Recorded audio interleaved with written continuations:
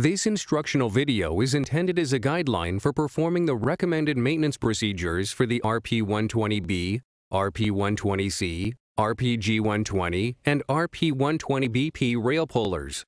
Before we get started with this instructional video, Enerpac always recommends using the appropriate safety protection gear while working around hydraulics. Fully read through the instruction manual to become familiar with all components, warnings, and functions of the puller. You can download the latest copy at www.enerpac.com.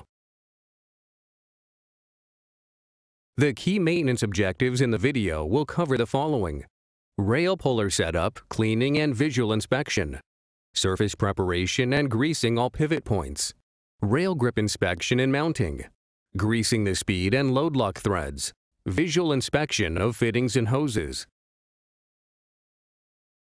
To simplify your maintenance, ensure you have the suggested tools available during this maintenance procedure to simplify the operation. Always perform a visual inspection of the entire puller. Carefully walk around, noting any unusual wear or damage. If any components are found to be missing or damaged, replace them before putting the units back into service. To set up the puller on cribbing blocks capable of supporting the load. This will simplify access to the underside of the puller during the hardware removal process. Once the puller is set up on blocking, it's recommended to use a power washer to rid the puller of any debris. Ensure you are always mindful when cleaning the hydraulics hoses and controls and not directly spraying them with high-pressure water. Otherwise, you may cause damage. Pliers. Straighten the end of the cotter pin. Then, using the cotter pin removal tool, carefully remove as shown, ensuring that the cotter pin will not eject outward toward yourself or others around. Care should be taken during this procedure. Carefully remove clevis pin from the swing arm as shown, set aside for later reinstallation. Carefully move the tie rod away from swing arm.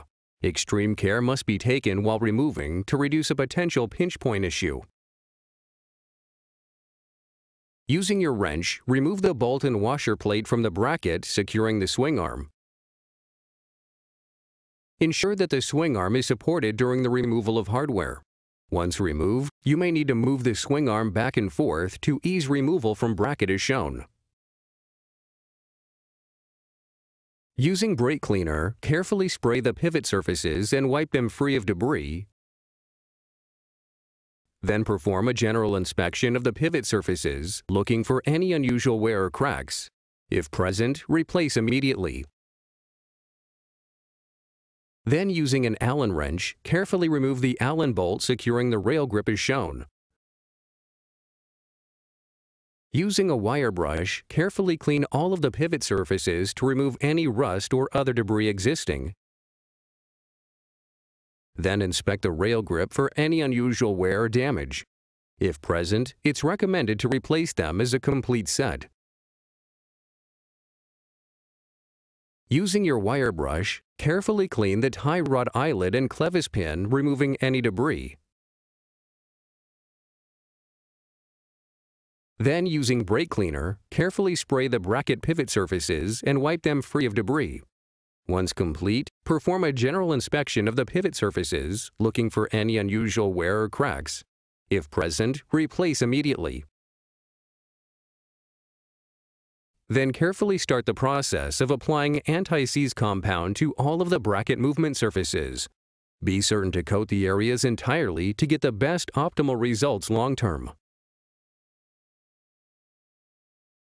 Carefully start the process of applying anti-seize compound to all of the swing arm pockets.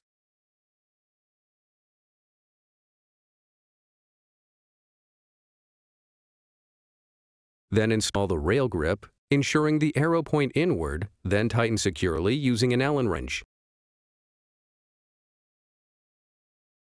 Then carefully start the process of applying anti-seize compound to all of the swing arm pivot surfaces. Be certain to coat the areas entirely to get the best optimal results long-term. Then reinstall the swing arm onto the bracket as shown. While supported, install the bolt and washer plate to the bracket securing the swing arm. Tighten securely.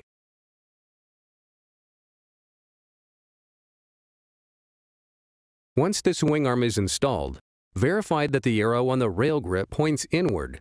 Then carefully start the process of applying anti-seize compound to all of the clevis and tie rod connections. Be sure to coat the areas entirely to get the best optimal results long-term.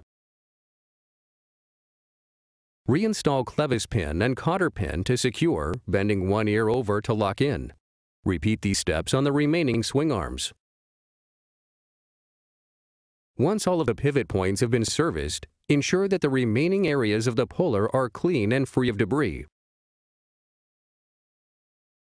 Then lubricate the release screws and turn it up and down until it mechanically stops. Visually inspect for any unusual wear. If damaged, replace.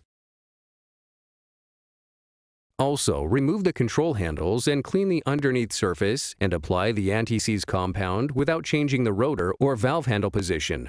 Reinstall in reverse order. If inlet filter exists, replace the element with kit number DS1305118. Replace any missing or damaged decals. This concludes the maintenance video. Any questions, please contact Industry Railway Suppliers at 630-766-5708 for further assistance.